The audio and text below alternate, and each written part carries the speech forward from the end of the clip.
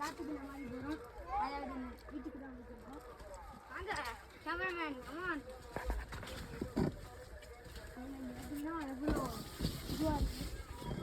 ஏதோ காத்துக்குள்ள போகிற மாதிரியே இருக்குது. சைடில் இது நெல் இந்த மாதிரிலாம் இருக்குது. கேமராமேன் பார்த்து வாங்க. கீழே பைக் இருக்கு. எப்படி இருக்குன்னு வீடு மேல என்ன இருக்கு வாங்க என்ன இருக்குன்னு பார்ப்போம்.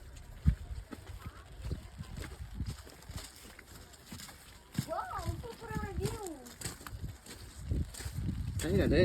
அங்க பாருங்க. சூப்பரான வியூ எப்படி இருக்குன்னு எவ்வளோ சூப்பரா இருக்கு.